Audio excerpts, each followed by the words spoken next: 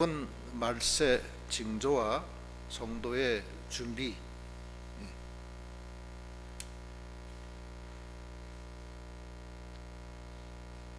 예루살렘에 있는 유대인들이 예루살렘 성전으로 자랑을 했습니다.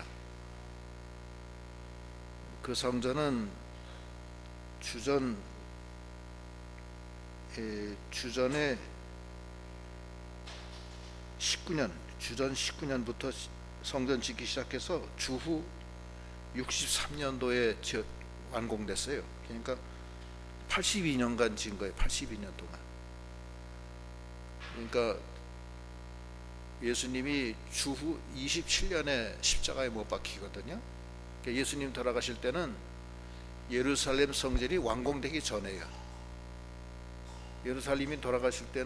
주님 돌아가실 때는 예루살렘 성전이 약 46년 동안 지어지고 있었을 때, 총 82년간 지는 데서 42년 동안 지었는데 아직도 한 30여 년간 더 지어야 돼요. 그러니까 예루살렘 성전이 그렇게 아름다운 그 돌로 정말 아름답게 지어졌는데 아주 82년 동안 지어진 거예요. 서양은 이 교회 짓는 것도요, 오랜 시간 동안 지어요. 그 바르셀로나에 있는 그 이상하게 생긴 교회도 그것도 100년 동안 지었대나 그러더라고. 오랫동안 지어요. 예루살렘 성전은 82년 동안 지어졌는데 예수님 십자가에 못 박힐 때는 짓기 시작한 지 46년 동안 짓고 있을 때 하신 말씀이 그거예요. 그거 자랑하니까 예수님이 돌 위에 돈 하나도 남지 않게 다 무너진다고 그랬어요. 근데 이 예언대로 예수님 돌아가시고 주후 70년에 로마의 디도 장군이 예루살렘을 함락시킬 때 예루살렘 성전을 완전히 무너뜨려서 돌 위에 돈 하나도 남기지 않고 다 완전히 멸망합니다. 예수님 말씀대로, 예언대로 됐어요. 지금은 그 통곡의 벽 하나만 남았어요. 다 무너지고. 그래서 예루살렘의 그 유대인들이 그 통곡의 벽 앞에 가서 그 울고 기도하고 하는 것이 방송에도 가끔 나오잖아요. 근데 그 무너지면서 예수님 말씀은 그거예요. 그때부터 이 말세는 시작이 된다. 이 말세는 예수님 초림하셔서 이 십자가에 죽으시고 그 다음부터 말세가 시작이 되는 거예요. 언제까지? 천년왕국 올 때까지. 지금 한 2000년이 넘었는데 이게 다 말세예요. 그러니까 이 제자들이 그러면은 그때는 뭘 우리가 해야 됩니까? 이렇게 물어봐요. 무슨 징조가 있습니까? 7절 한번 읽어보세요. 그들이 물어 이르되 선생님이여 그러면 어느 때에 이런 일이 있겠사오며 이런 일이 일어나려 할 때에 무슨 징조가 있사오리까? 이르시되 미혹을 받지 않도록 주의하라. 많은 사람이 내 이름으로 와서 이르되 내가 그라하며 때가 가까이 왔다 하겠으나 그들을 따르지 말라. 난리와 소요의 소문을 들을 때에 두려워하지 말라. 이 일이 먼저 있어야 하되 끝은 곧 되지 아니하리라. 또 이르시되 민족이 민족을, 나라가 나라를 대적하여 일어나겠고 곳곳에 큰 지진과 기근과 전염병이 있겠고 또 무서운 일과 하늘로부터 큰 징조들이 있으리라. 이게 말세의 징조들을 쭉 말씀하시는 거예요. 징조의 첫째는 예루살렘 성전이 다 무너진다는 거예요. 실제로 주후 70년에 예루살렘 성전이 완전히 무너졌어요. 그러면서 예수님께서 난리에 난리, 소문에 소문, 민족이 민족을 대적해서 서로 전쟁하고 싸우고 일어난다는 거예요. 그러나 그것이 끝이 아니라는 거예요. 곳곳에 지진과 기근과 전염병이 있겠고 또 무서운 일과 하늘로부터 큰 징조들이 있으리라. 이런 그 예수님이 예언을 하셨어요. 주님 천년왕국 이전에 일어날 일들이에요. 근데 곳곳에 지진, 기근, 전염병은 오늘날 특히 심해요. 요즘에 지진이 많이 나오죠. 지진이. 예?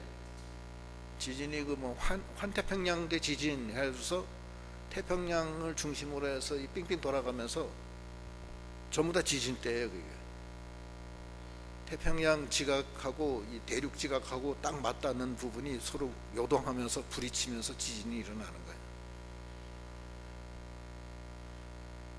지진이 뭐 아주 굉장히 심하다고.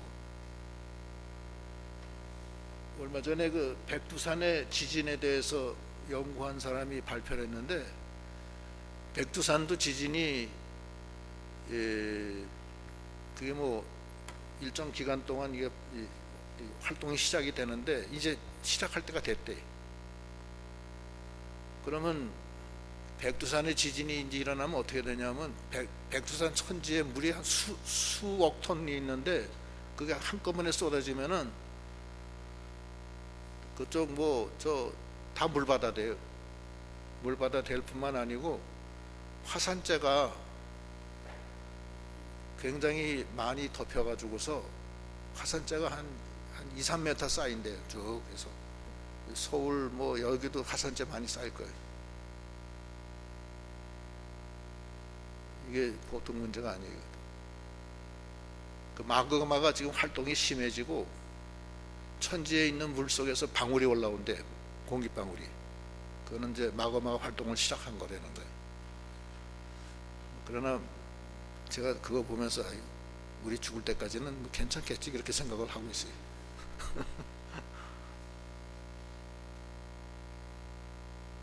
그 발해가 갑자기 멸망하게 된 게 백두산 지진 때문에 멸망했다고 그러더라고요. 그런 학설이 있어요. 그게 사실인지 아닌지 모르지만 요즘 뭐 화산 터지는 것보다도 백두산 지진은 더 크다는 거예요. 그 규모가 더 크다는 거예요. 지진도 좀 문제고 기근이 또 문제예요. 기근이 문제가 뭐냐면 우리나라 전 세계적으로 원자재 부족이 생겨요. 석유가 지금 사우디아라비아가 석유가 40년 동안 쓸 석유밖에 없대요. 그럼 40년 후에는 어떻게 될 거냐? 그건 몰라요. 아무도 어떻게 되는지. 뭐 태양광을 쓴다, 뭐 전기차를 쓴다. 전기도 석유로 만들어내는 거예요. 태양광의 태양광의 소위 말하는 그것도 다 석유로 만드는 거지 석유가 없으면 안 되는 거거든요.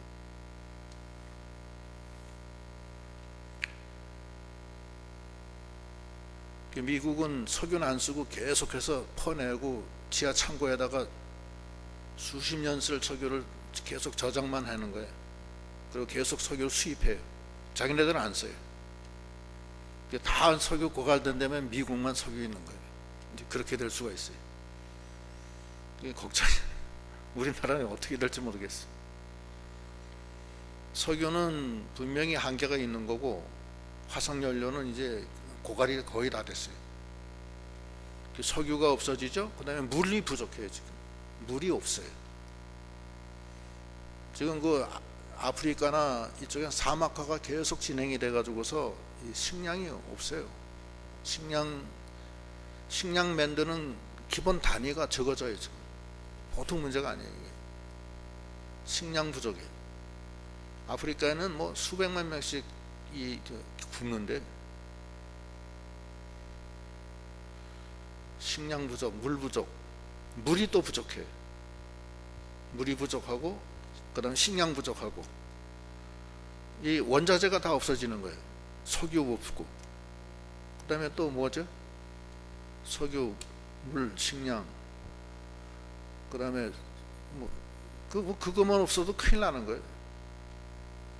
제일 중요한 거는 공기 때문에 문제. 공기 계속해서 이산화탄소만 만들어내고 이산화탄소를 죽이고 산소를 공급해야 되는데 산소 공급을 할 수 있는 이 소위 아마존의 밀림 지역이라든지 아프리카의 밀림 지역이라든지 그 조금 점점 개발이 돼서 점점 줄어들어요. 최근에 이 브라질 대통령이 선언을 했어요. 우리가 세계를 위해서 아마존 강을 개발 안 하고 있는데 이제 그럴 필요가 없다. 우리도 개발하겠다. 지금 선언을 했어요. 그럼 뭐냐면은 전 세계에 이 이산화탄소는 계속 만들어내는데 이산화탄소를 산소로 바꿔줘야 되는 그 역할을 하는 것은 탄소 동화 작용으로 의해서 했는데 그 터전을 자꾸 죽이고 나가면 나중에 지구 온난화가 극심화돼요. 탄소가 더 많아지니까. 그리고 나중에는 우리가 숨쉬기도 어려워져요.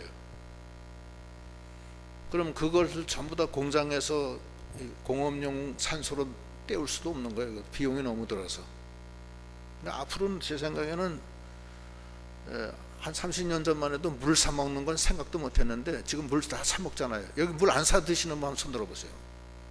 그냥 내물, 우물물 떠먹는 분 없죠? 수돗물 드시는 분 없죠? 그거 다 사 먹어요? 다 사 먹는다고. 옛날에 생각지도 못했던 거예요. 그거 불과 한 30년 전, 20년 전만 해도 아예 생상도 못했어요. 물 사 먹는 데는 건 어디 뚱딴지 같은 소리를 하냐, 근데 그런 소리 했는데 지금 물 다 사 먹잖아요. 물이 석유보다 더 비싸요 지금. 근데 앞으로는 공기도 사 먹어야 될 겁니다. 왜냐면 공기가 부족하니까. 공기 없어서 죽는 사람도 생길 거예요. 이제 정신이 혼미해져 가지고서 이산화탄소만 먹으니까. 우리 생체는 산소가 몇 프로, 이산화탄소가 몇 프로에서 공기의 그 배합 비율이 있어요. 거기에서 어느 정도까지는 우리가 감내를 하지만 산소가 더 줄어들면 감내를 못합니다. 그때는 산소 마스크를 써야 돼요. 그 공기도 그렇지, 식량도 그렇지. 지금 텔레비에 아프리카에 기아 죽어가는 사람들이 많고 물이 없어서 물이 시뻘건 물 먹고 그러는데 여러분의 돈 10,000원이 이 어린아이들 살립니다 하면서 텔레비마다 다 지금 선전하잖아요. 물 부족하고 식량 부족한 거예요.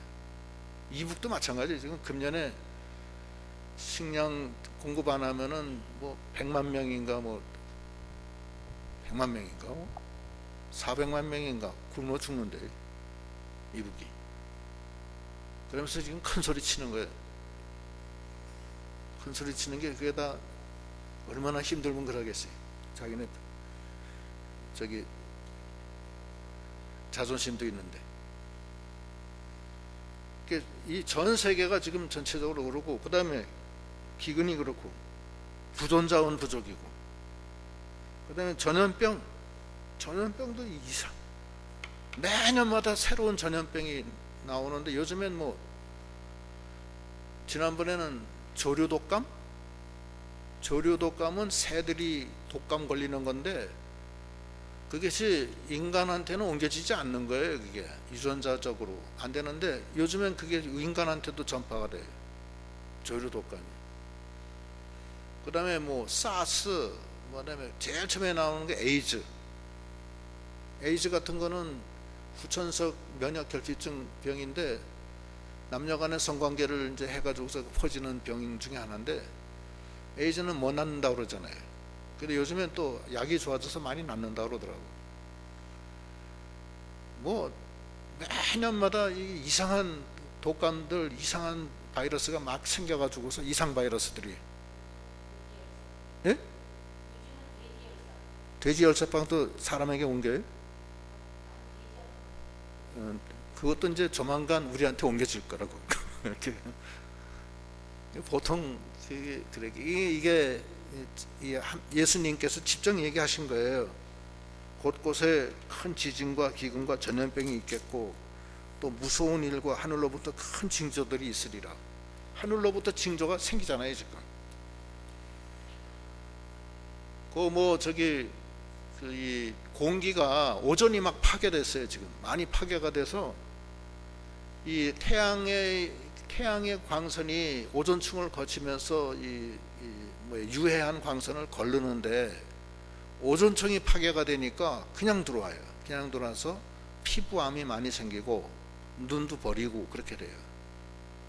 저 호주만 해도요, 이 라이방을 꼭 껴야 돼요. 저기 선글라스 그걸 꼭 껴야 돼요. 안 끼면은 이상한 사람으로 봐요. 저 눈 다 버리려고 저런다고. 호주만 해도 그래요. 그 남극 지방에 그 오존이 많이 파괴돼서 남쪽으로 갈수록 그래요.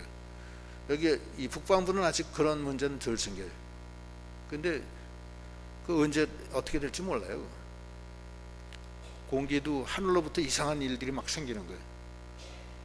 그래서 이제 그 모든 징조로 봤을 때 말세 징조가 많이 가까웠다 이런 생각이 듭니다.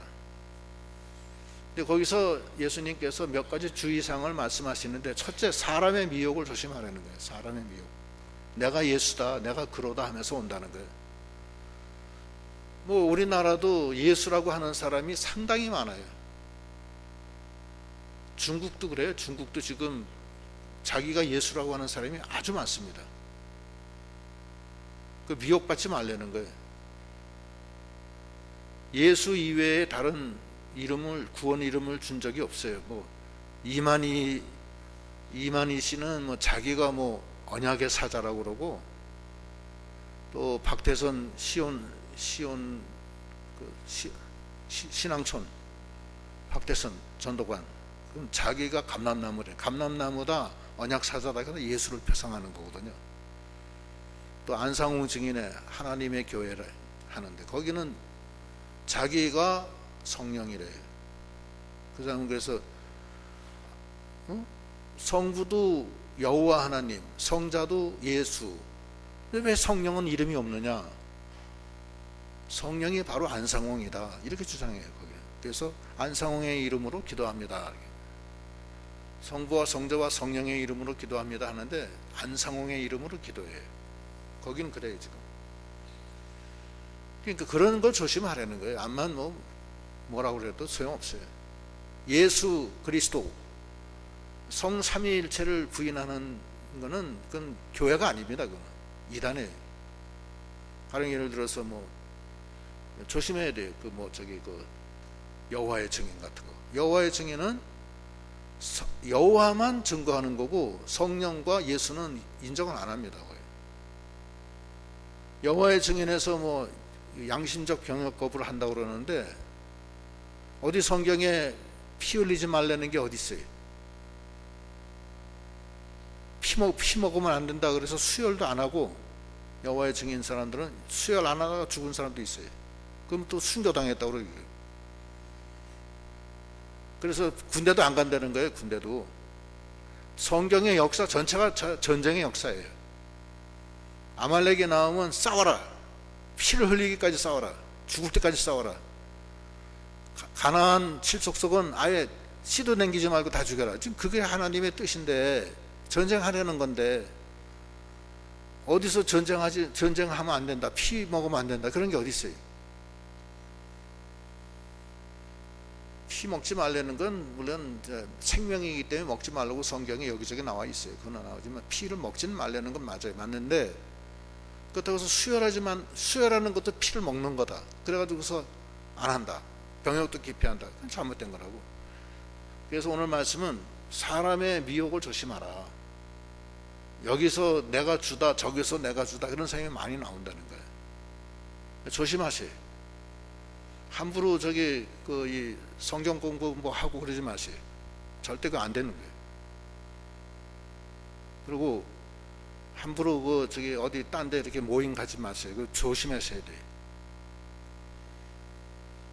그거 아주 조심해야 돼요. 왜냐하면 교회에서 얼마든지 하고 바른 진리로 하는데 왜 알지도 못하는 사람들끼리 모여서 하느냐고. 그거 어떡하려고 그래요. 한 번은 시간이 되나 모르겠는데 이 신천지는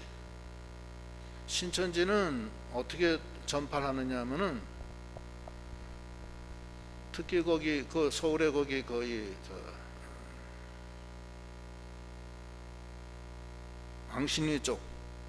왕신리 쪽에 그 본부가 있어요. 거기 가봤어요 제가. 뭐 어쨌든 교회에서 심리 미술 치료를 배워야 된다는 거예요. 그다음에 꽃꽂이 배우고 수지침 배우고 그 공짜로 가르쳐 준다는 거예요. 그래서 가봤더니만 건물 한 5층 되는데 방마다 다 달라. 여기는 수지침 가르치는데 또 3층에 올라가서 저기는 뭐 심리 치료하는데 다 달라요. 거기서 가르쳐 주는 거예요. 그래서 가르쳐 줄 때 원서를 다 써내게 해요. 그래서 집 주소, 전화번호, 뭐 종교는 뭐냐 다 기록하게 자세하게 식구들 누구 남편은 어디 다니고 다 기록하게 해요. 수지침 하나 배우려고 그거 다 써내요. 그 써내고 한 일주일 가르친다면은 다른 좋은 선생님이 계시다. 그래가지고서는 저기 저 신천지 그쪽으로 인도하는 거예요. 그래서 거기 한번 걸려들면은 나오기 힘들어요. 마귀 역사가 대단히 센 곳이기 때문에 힘들어요. 구리에 그 신천지에서 굉장히 그 높았던 사람이 야 이건 내가 잘못 여태까지 배웠다 그래가지고선 튀어나와가지고선 신천지에 들어가서 못 빠져나오는 사람을 위한 이 특별한 클래스를 하나 만들어서 신천지에 있는 사람은 거기 와서 한 일주일인가 한 달인가 배우면은 신천지가 잘못됐구나 하면서 나오게끔 하는 프로그램이에요. 그런 거 운영하는 사람이 있어요. 별난 게 다 있어요. 요즘에 뭐 예수님이 직접 얘기를 한다는 거야. 전 세계에 얘기하는 사람이 3명이래. 3명인데 우리나라에 한 명 있어요. 그 사람은 권사인데 글을 계속 쓰는데 예수의 말을 해요. 또 인도에 하나 있고 미국에 하나 있고 뭐 그렇대. 전 세계에 3명밖에 없다는 거예요. 그 사람이 일자무식인데 막 쓰고 나면은 나중에 하나님의 말씀이에요. 그 자체가. 근데 사실은 저도 읽어봤는데 괜찮아요. 그런데 그거 아니라고. 그러니까 미혹당하는 거예요. 예수 이외에 없어요. 하나님의 성경에 예수 이외에 다른 이름 준 적이 없다는데 왜 엉뚱하게 어떤 선지자가 튀어나와서 예수의 말을 하고 그러냐고. 그거 아니라고. 절대 그건 아니고 무슨 성경 공부를 하든지 모여서 뭘 하려고 그러면 저한테 반드시 얘기하고 신고하고 가세요. 그냥 하면 안 돼. 절대 죽어 하지 말라고. 저는 엄청나게 많이 고생을 많이 했어요. 한 번은 안상홍 증인한테 한번 몰려가지고서는 제 후배가 하나가 사당동 신학교 대학원까지 나온 친구가 하나 있는데 제가 그 옛날 직장에서 제 밑에서 차장으로 제가 데리고 있었어요. 그놈만을 내가 전도하려고 제가 교회 다니냐? 야, 뭐 다니죠. 뭐 그러면 제가 무슨 얘기하니까 잘 아시네요. 그러면서 나를 갖다 살살살살 꼬여가지고서는 그 안상홍 증인회가 거기 이 봉천동에 그 본부가 있어요. 김지철 목사라고. 그분이 지금 거기 교주라고. 안상홍 증인회가 지금 하나님의 성에 세계 선교회 협회를 해서 전 세계적으로 많이 지금 전도가 됐어요. 근데 조심해야 되고 다 조심해야 돼. 상당히 조심해야 돼. 그런 거 다 조심하고 하나님은 그런 하나님이 아니에요. 그래서 안상홍 증인의 그는 안상홍 씨가 그 원래 저기 그 제7일 안식교 교인입니다. 그 사람이. 근데 지리산에 가서 토구를 지어놓고서 그 연구하다가 깨달은 바가 있어요. 내가 성령이다. 그렇게 깨달았어요. 그리고 밑에 있는 사람 다 성령이라고 떠받들고. 그래서 그 성령이 된 거예요. 그분이 쓴 책이 있어요. 제가 다 읽어봤어요. 기가 막히게 잘 썼어요. 그런데 아니에요. 왜 아니냐? 왜 자기가 왜 성령이래요? 자기 인간에 불과한 거지. 하나님 흉내내는 사람들 그 다 잘못된 거예요. 하나님은 그렇게 하는 하나님이 아니에요. 무당처럼. 조심해야 돼요. 다 조심해야 되고 미혹을 받지 않도록 조심하라는 거예요. 그러지 말고 하나님의 그 상당히 조심해야 되고, 사람의 미혹을 조심해야 되고, 첫째는. 두 번째는 성경을 떠나면 안 돼요. 성경 안에서의 하나님이에요. 어떤 사람은 잠깐 기다리세요, 내가 좀 기도하고 올게. 기도하고 나와서 하나님이 그렇게 하지 말랍니다. 그런 사람이 있어요. 그거 아니라고, 잘못된 거라고. 하나님이 무당이에요? 개개 사건마다 하나님이 지신 일이나 하나님이 아니라고. 근데 세 번째는 신앙 양심 써야 돼요. 양심을 써서 하라고. 그래서 세 가지 조심하라는 거고, 그 다음에 환란이 와요. 환란이 20절부터 한번 읽어보시죠. 너희가 예루살렘이 군대에게 에워싸이는 것을 보거든 그 멸망이 가까운 줄 알라. 그때에 유대에 있는 자들은 산으로 도망할 것이며 성내에 있는 자들은 나갈 것이며 촌에 있는 자들은 그리로 들어가지 말지어다. 이 날들은 기록된 모든 것을 이루는 징벌의 날이니라.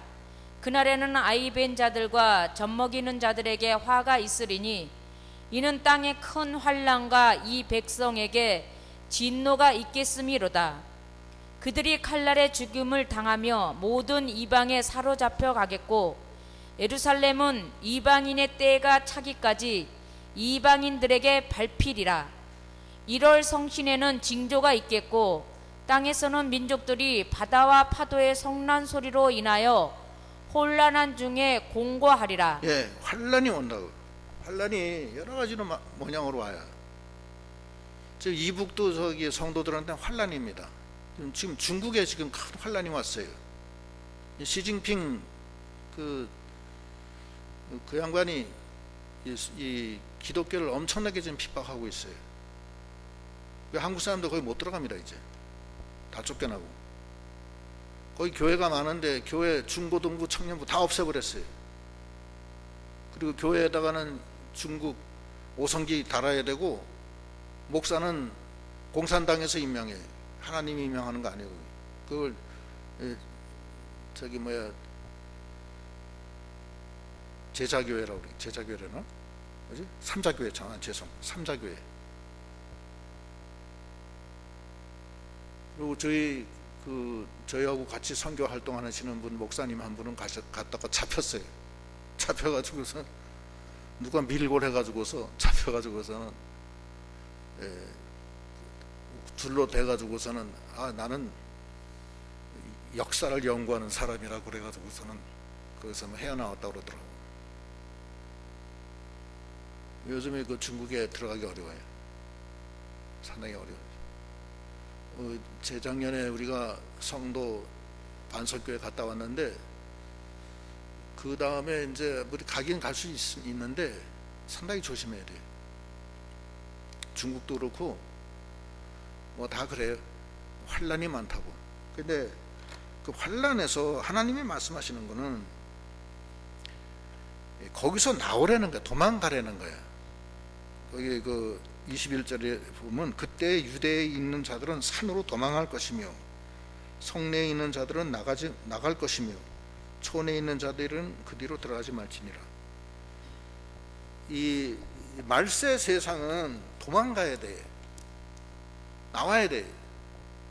마치 소돔과 고모라 성 무너질 때도 천사가 와서 빨리 도망가라고 그랬잖아요. 도망가는 거예요. 이 말세는, 이 세상은 말세 바벨론이에요. 바벨론에서도 도망가야 돼. 도망 가면 안 돼. 요한계시록 18장 2절로 5절. 힘찬 음성으로 외쳐 이르되 무너졌도다 무너졌도다 큰 성 바벨론이여, 귀신의 처소와 각종 더러운 영이 모이는 곳과 각종 더럽고 가증한 새들이 모이는 곳이 되었도다. 그 음행의 진노의 포도주로 말미암아 만국이 무너졌으며 또 땅의 왕들이 그와 더불어 음행하였으며 땅의 상인들도 그 사치의 세력으로 치부하였도다 하더라. 또 내가 들으니 하늘로부터 다른 음성이 나서 이르되 내 백성아 거기서 나와 그의 죄에 참여하지 말고 그가 받을 재앙들을 받지 말라. 그의 죄는 하늘에 사무쳤으며 하나님은 그의 불의한 일을 기억하신지라. 예. 그 바벨론에서 나오라는 거야. 그 죄에 참여하다가 같이 죽어요. 소돔과 고모라성 무너질 때 롯도 재산 다 거기서 유황불에 불타버리고 말았잖아요. 그래서 빨리 도망가야 되는 거예요. 오늘날 이 세상에 보면은 교회를 떠나서 세상으로 들어가요. 대신 거기서 떠나서 교회로 와야 되는데 가지 말래도 그냥 글로 가요. 왜냐하면 좋잖아요. 쾌락이 있고 즐거움이 있고. 그러 가지 말래요. 교회에 와서 만사발석 때는 주 안에서의 평안함을 누리고 그렇게 중요한 거지, 거기 세상에 나가서 거기서 받을 죄악을 같이 받지 말라는 거예요. 그 하나님의 뜻이에요. 말세는 거기서 나오라는 거예요. 나와야 돼요. 작은 아들이 멀리 아버지를 떠나 멀리 타향에 갔다가 허랑방탕하다가 완전히 망해서 죽을 꼴을 당했을 때 다시 아버지께로 돌아오잖아요. 돌아와야 돼요. 주께로. 오늘날 보면 교회를 떠나서 세상으로 나가는 주의예요. 보면 뭐 주일날 되면 바빠. 무슨 연휴만 되면은 사람이 확 줄고, 그 얘기 들어보면 뭐 어디 뭐 동양 갔다 뭐 어디 갔다 무슨 조카 결혼식 갔다 뭐 별난 일들이 다 많다고. 왜 그래요 도대체? 하나님 앞에 나와서 부복하고 은혜 받고 자기가 회개할 거 회개하고 바로 서는 게 낫지, 영적인 자유함을 누리는 게 중요한 거지. 세상 일은 그건 나중에 해도 되는 거 아니에요. 그건 나중에 해도 돼요. 나중에 해도 되는 걸 왜 자꾸 꼭 주일날 하나님 앞에 성전에 나가지 않고 거기 가서 뭘 하겠다는 얘기예요 도대체. 그럼 절대 그래 가지 마시고, 자기가 그만큼 영적으로 손해라는 걸 알아야 돼요. 하나님이 얼마나 안 좋아하세요. 그런 거 하지 마시고. 하나님은 살아계셔요. 역사하신다고. 근데 그걸 떠나서 뭘 하겠다는 얘기예요. 애들 조카 결혼식 있으면 전화하라고. 야 이놈아, 왜 주일날 결혼하냐? 한마디 하는 거야. 나 하나님 믿고 주일날 교회 나가는 거 뻔히 알면서 왜 이러냐? 내가 은행구자로 부주 넣을 테니까 은행구자 좀 불러줘. 아이고 알았어요. 그래서 그러면 끝나는 건데, 그럼 그렇지 않으면 결혼하기 전 일주일 전에 찾아가서 다독거리고 그렇게 해주든지 끝난 다음에 가든지 그러면 되는 거지. 왜 꼭 주일날 가서 그렇게 하느냐고. 하나님 앞에 바로 못하느냐. 그건 잘못된 거지. 거기서 나오라는 거예요. 나와서 하나님 앞에 나오라는 거예요. 그것이 예수님의 간곡한 부탁이십니다. 이제 그렇게 하다가, 그러고 아이벤 자, 젖먹이는 자. 아이벤 자는 하나님이 징계합니다. 아이벤 자는 욕심으로 사는 자를 뜻해요. 여기서는 영적으로는. 욕심이 잉탕하면 몰라요? 죄를 낳고, 죄가 장성하면 사망을 낳는 거예요. 욕심 때문에 문제에 사단이 일어나는 거야. 지금 그 보면은 요즘 신문에 나는 거 방송에 나는 거 보면 전부 다 욕심 때문에 일어나는 거예요. 대부분 다. 무슨 욕심이 그렇게 많은지. 욕심이 상당히 많습니다. 근데 욕심은 근심과 걱정이 항상 따라다니고 거기는 마귀가 다 역사하고 있어요. 정욕 따라가면 정욕 따라가는 대로 거기는 거기대로 망하는 거고, 탐욕 따라가면 탐욕대로 나가는 거고, 인간의 욕심이 많잖아요. 욕심이 많아요. 재물욕 따라가지 말라는 거야. 그 손해 본다는 거야. 또 하여튼 많아. 일일이 다 열거할 수가 없어요.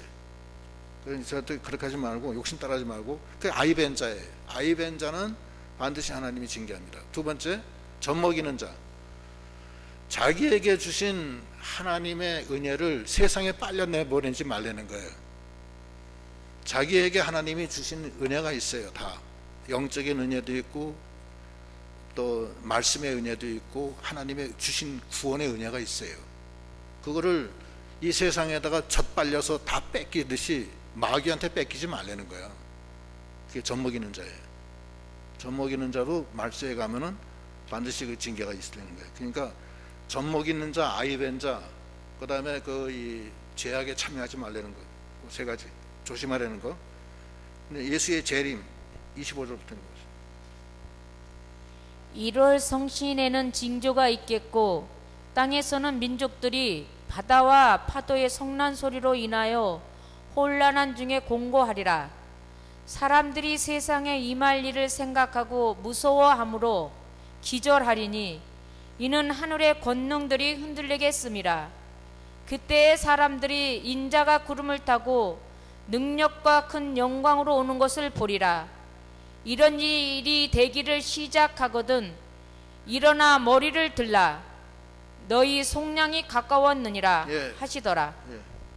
예수님이 이제 구름 타고 오실 때 머리를 들려는 거예요. 하나님의 속량, 하나님의 모든 것을 이제 품어주시고 용서해 주시는 그것이 가까웠다는 거예요. 그 다음에 29절, 성도 준비. 이에 비유로 이르시되 무화과 나무와 모든 나무를 보라. 싹이 나면 너희가 보고 여름이 가까운 줄 자연히 아나니 이와 같이 너희가 이런 일이 일어나는 것을 보거든 하나님의 나라가 가까이 온 줄을 알라. 내가 진실로 너희에게 말하노니 이 세대가 지나가기 전에는 모든 일이 다 이루어지리라. 천지는 없어지겠으나 내 말은 없어지지 아니하리라. 종말 징조 중에 무화과 나무에 싹이 난다. 이거는 무화과 나무는 이스라엘을 뜻하고 싹이 난다는 것은 1948년도에 이스라엘이 독립을 합니다. 지금 현재 이스라엘 그쪽 지역에서 독립을 해서 그때 전 세계에 흩어졌던 많은 유대인들이 재물을 가지고 이스라엘로 몰려와서 그 나라가 형성이 돼요. 형성이 돼서 거기 아랍권의 그 나라들하고 싸워서 옛날에 잃어버렸던 땅을 지금 되찾고 있는 거예요. 근데 서로들 자기 땅이라고 그래요.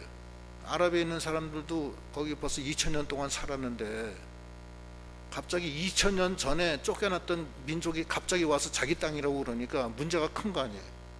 서로 자기 땅이라고 그러는 거예요. 그래서 지금 요즘에 이제 팔레스타인은 요란강 서안의 가자 지구에 지금 기거하고 있어요. 팔레스타인은 그 이스라엘이 접수를 했어요. 접수를 하고 그쪽 지역을 자치령으로 인정해 준 거예요. 인정해 줬는데 계속 싸움이 나고 데모가 나니까 유엔에서 팔레스타인령은 이 독립 자치권으로 인정을 해주자. 그렇게 해서 유엔에서도 얘기됐던 거고, 하마스는 그 지금 블레셋 지역에 있는 지역인데 거기서는 지금 계속 이 강하게 이스라엘하고 싸우고 있어요. 그 지금 계속 싸우고 있고 지금 그 위에 시리아, 요르단 다 싸우고 있어요. 앞으로 어떻게 될지도 모르겠어요. 그러나 그것이 예수님 말씀은 무화과 나무에 잎이 나고 싹이 돋으면 말세가 가까운 줄 알라. 그거는 이미 1948년도에 이스라엘이 독립됨으로써 무화과 나무가 싹이 튼 거예요. 그래서 이제는 주님 재림이 가까이 왔다. 이제 그 말씀을 하시는 겁니다. 그럼 재림 준비 어떻게 하느냐? 재림 준비는 거기 34절부터 읽어보시죠. 너희는 스스로 조심하라. 그렇지 않으면 방탕함과 술취함과 생활의 염려로 마음이 둔하여지고 뜻밖의 그날이 덕과 같이 너희에게 임하리라. 이날은 온 지구상에 거하는 모든 사람에게 임하리라. 그러므로 너희는 장차 올 이 모든 일을 능히 피하고 인자 앞에 서도록 항상 기도하며 깨어 있으라 하시니라. 자, 이 말세 준비에 스스로 조심하라는 거예요. 스스로 조심해서 세 가지를 조심하는데, 첫째 방탕함, 둘째 술 취함, 세 번째 생활의 염려. 이 세 가지 조심하라는 거예요. 이 세 가지를 조심하지 않으면 마음이 둔해져요. 방탕한 사람은 마음이 둔합니다. 그래서 예수님이 주신 그 첫 은혜를 다 잃어버리고 그냥 방탕한 길로 가는 거예요. 죽어도 좋아 하면서 가는 거예요. 불나방이가 불 속에 들어가듯이. 그냥 이렇게 살다 끝날 거야 나는. 그러면서 그냥 불 속으로 들어가는 거예요. 죽으러. 그게 방탕한 거예요. 마약하는 사람은 계속 마약하고, 도박하는 사람은 도박하고, 또 음란하게 나간 사람은 음란하게, 계속 그렇게 방탕한 거예요. 감각이 무뎌져요. 방탕한 생활. 방탕하지 말고, 두 번째 술 취하는 거. 술 취하는 거는 세상에 도취되는 것을 뜻해요. 세상에 도취. 세상에 도취가 돼가지고선 완전히 세상 명예 영광에 완전히 빠지고, 세상에 물질에 빠지고 돈에 빠져가지고선 하나님이 잃어버려요. 작은 아들이 그 아버지의 재산을 가지고서 저 먼 데 가서 허랑방탕 다 탕진하듯이 그래 버리는 거예요. 술 취하는 거예요. 술 취하면 되겠어요? 셋째, 생활의 염려. 생활의 염려는 하지 말아요. 생활의 염려하면 믿음 떨어집니다. 하나님 그러시잖아요. 먹을 거, 입을 거, 마실 거 하나님이 너한테 필요한 줄 다 아시는데 왜 근심하고 걱정하느냐. 공중에 나는 새를 보라. 새는 농사를 짓지 않아도 다 먹여 살리지 않느냐. 백합화를 보라. 길쌈을 하지 않아도 솔로몬이 입은 옷보다 더 아름다운 옷을 입지 않고 있느냐. 그런데 하물며 너는 하나님의 아들인데 왜 뭘 먹을까, 뭘 입을까, 뭘 마실까 때문에 걱정하느냐. 하지 마라. 그의 나라와 의를 먼저 구하면 이 모든 것은 더해 주신다고 그러지 않았느냐. 이 생활의 염려, 이 세 가지를 조심하라는 거예요. 방탕, 술 취함, 생활의 염려, 이 세 가지를 하지 말라는 거예요. 그럼 어떻게 해야 되느냐. 주 앞에 설 수 있도록, 주 앞에 인자 앞에 서도록, 예수 그리스도 앞에 서도록 기도하고 깨어 있으라. 주 앞에 설 수 있도록 이러는 게, 주님 앞에 나갈 때 어떻게 나가야 되느냐 하는 문제예요. 지금 주님 앞에 나갈 때는 예수의 옷을 입고 나가는 거예요. 세마포를 입고, 어린 양의 피로 깨끗하게 씻은 흰 세마포를 입고 예수 앞에 나가는 거예요. 그것이 주 앞에 나가는 거예요. 이 거지 옷 입고 그렇게 나가는 거 아니에요. 여기 이 주는 이 구속주가 아닙니다. 재림주예요. 왕이에요. 그 앞에 나갈 때는 죄가 다 사함을 받고 나가는 거예요. 예수의 피로. 죄인으로의 신분으로는 못 나가는 거예요. 죄인으로는 하나님 앞에 못 나갑니다. 그 제가 여러 번 얘기했잖아요. 너희가 범죄함으로 하나님의 영광에 이르지 못하였더니 예수 그리스도의 피로 값없이 죄사함 받고 하나님 앞에 나갔다고 그랬잖아요. 그러니까 주 앞에 이르는 사람은 예수의 피로 완전히 다 죄가 다 사해지고 하나님의 아들이 돼서 가는 거예요. 하나님의 아들은 죄가 없어야 돼요. 죄 있는 하나님의 아들 있어요? 여러분 답변해 보세요. 죄 있는 하나님의 아들이 있냐고. 예? 답변이 없어요. 하나님의 하늘로부터 온 자는 범죄하지 않아요. 우리 교단의 중심 교리예요. 그게 중생한 자는 범죄하지 않는다. 그런데 왜 자꾸 자기가 죄 때문에, 죄에서 해방시켜 줬으면 나 같은 죄인을 값없이 예수의 피로 해방시켜 주셔서 너무 감사하고, 지나간 날은 하나님 앞에 감히 나가지도 못하고 밤낮 떠돌던 내가 이젠 값없이 주 앞에 설 수 있게 해주신 하나님 감사합니다. 감사와 찬송을 드립니다. 아까 두 번째 찬송도 그거 아니에요. 내 죄 다 사했네. 찬송하세 찬송하세. 주가 내 죄 다 사했네. 그랬잖아요. 그 찬송 불렀잖아요. 아까. 예? 불렀어요? 죄가 있으면 하나님 앞에 못 나간다니까. 그걸 분명히 아셔야 돼. 나 죄인입니까? 아닌데. 죄인이죠. 그러나 예수로 옷 입었다는 거예요. 그래서 예수의 옷을 입는 거예요. 예수의 의를 입고 나가는 거예요.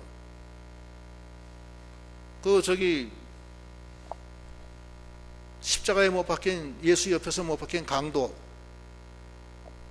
그 사람 누구 옷을 입고서 낙원에 갔어요? 예수의 옷 입고 간 거예요. 그러니까 예수의 옷을 입어야 돼요. 마지막에 우리가 할 수 있는 것은 주 안에서 이 말세를 환란을 이겨야 되는데 예수의 옷을 입어야 되는 거예요. 또 방탕하거나 생활의 염려나 또는 술 취하지 말고 예수의 옷을 입고 나가라는 게 로마서 13장 11절로 14절 읽어보시죠. 또한 너희가 이 시기를 알거니와 자다가 깰 때가 벌써 되었으니 이는 이제 우리의 구원이 처음 믿을 때보다 가까웠음이라. 밤이 깊고 낮이 가까웠으니 그러므로 우리가 어둠의 일을 벗고 빛의 갑옷을 입자. 낮에와 같이 단정히 행하고 방탕하거나 술 취하지 말며 음란하거나 호색하지 말며 다투거나 시기하지 말고 오직 주 예수 그리스도로 옷 입고 정욕을 위하여 육신의 일을 도모하지 말라. 야, 오직 예수의 옷을 입으라는 거예요. 나는 내 속에 죄악도 많고 몸이 연약해. 죄성이 있지만 이제 예수의 옷을 입고 갑니다. 그러는 거예요. 우리가 죽을 때까지 이 육신을 다 벗을 수가 없어요. 그래서 예수로 옷 입는 거예요. 가려주는 거예요. 예수의 피로 싹 다 가려준다는 거예요. 머리털보다 많은 죄가 눈같이 희어진다는 거예요. 그래서 값없이 너는 죄가 없다. 아무도 널 정죄하지 못한다. 왜냐? 하나님이 너를 의롭다 했기 때문에 넌 정죄가 아니다. 이제 하나님의 아들이다. 그럼 우리는 어떻게 해야 되느냐? 그리스도로 옷 입어야 돼. 그 옷 입는 건 뭐냐? 예수의 전신갑주를 입는 거야. 6가지. 에베소서 6장 13절로 17절. 그러므로 하나님의 전신 갑주를 취하라. 이는 악한 날에 너희가 능히 대적하고 모든 일을 행한 후에 서기 위함이라. 그런즉 서서 진리로 너희 허리띠를 띠고 의의 호신경을 붙이고 평안의 복음이 준비한 것으로 신을 신고 이 모든 것 위에 믿음의 방패를 가지고 이로써 능히 악한 자의 모든 불화살을 소멸하고 구원의 투구와 성령의 검 곧 하나님의 말씀을 가지라. 6가지. 첫째, 진리의 허리띠. 진리는 하나님의 말씀으로 자기의 힘을 삼는 거예요. 말씀을 떠나면 안 돼요. 항상 하나님의 뜻 안에서 살아야 되고, 두 번째는 의의 흉배, 의의 호신경. 호신경은 심장을 보호하는 이 갑옷을 뜻해요. 호신경. 의의 흉배가 더 나은 것 같아요, 내가 볼 때.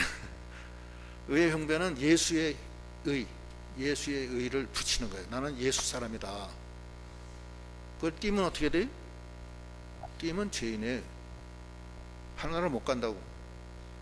천국에 갈 때 예수의 의를 힘입어서 우리가 하나님 앞에 가는 거지, 내 의는 없어요. 나는 의인이 아니에요. 나는 의인이 아니고 불의한 자예요. 그러나 값없이 예수의 피로, 믿음으로 예수의 의를 흉배를 붙이고 주 앞에, 하나님 앞에 나가는 거예요. 값없이 당당히 나가게 해주셨어요. 그것이 하나님의 은혜고 하나님의 믿음의 법이에요. 그게 하나님의 법이라고. 우리가 하나님 앞에 나갈 수가 없었는데 죄 때문에 예수의 피값으로 값없이 죄가 다 사함받고 예수의 의의 흉배로 하나님 앞에 나가는 거예요. 그게 두 번째. 세 번째는 복음의 신. 복음의 신은 생명 살리는 일이에요. 우리가 천국 가기 전에 할 일이 뭐냐? 생명 살리는 일밖에 없어요. 다른 거 다 소용없어요. 값없이 여러분들이 다 하나님의 아들이 됐잖아요. 죄사함 받고. 그럼 할 일이 뭐예요? 생명 살리는 일이에요. 그게 하나님의 일이에요. 그걸 할 때 그것이 우리에게 상급이 되고 그게 복음의 신이에요. 그 신은 아름다운 거예요. 그것이 얼만큼 생명을 많이 살렸냐에 의해서 자기 면류관의 종류가 결정되는 거예요. 어떤 사람은 생명 살리기 위해서 십자가에 죽은 사람도 있고, 예수 그리스도. 어떤 사람은 사도 바울은 그 생명을 위해서 그리스도의 남은 고난을 내 몸에 채웠다고 그랬어요. 그래서 나도 이를 위해서 힘을 다해서 수고한다고 그랬어요. 그것이 복음의 신이고, 진리의 허리띠, 의의 흉배, 복음의 신. 그 다음에 구원의 투구, 구원의 확신을 가져야 돼. 나는 죄사함 받고 완전히 하나님의 아들이 됐다. 너무 감사하다. 이제부터 기쁘고 감사하다. 그리고 난 쉬지 않고 기도한다. 이거에 계속 죄인이야. 어떻게 된 게. 그러면 안 된다고. 죄가 다 사해졌고 하나님 앞에 아들이 됐는데 그 지나간 얘기라고. 그걸 분명히 알아야 돼. 그래서 이제부터는 감사해서 내 몸 바칩니다. 너무나 감사합니다. 이제 내 안에 있는 것은 그리스도밖에 없습니다. 은과 금은 내게 없지만 내 안에 있는 것으로 네가 말하노니 나사렛 예수의 이름으로 걸어라. 우리도 그렇게 하려는 거예요. 그게 구원의 확신, 구원의 투구. 그 다음에 방패, 믿음의 방패, 믿음으로 방패를 삼고 화전을 다 물리치고, 그 다음에 말씀의 검. 이 6가지의 전신갑주를 입고 하나님 앞에 나가는 거예요. 그 다음에 이 세상에서 싸워서 이기는 거고, 그때 주님이 함께 하는 거예요. 그래서 이 말세 환란에 우리가 마음이 둔하여지지 않도록 방탕하지 말고, 술 취하지 말고, 그리고 생활에 염려하지 말고, 전신갑주를 입고 그리스도로 옷 입고 어여치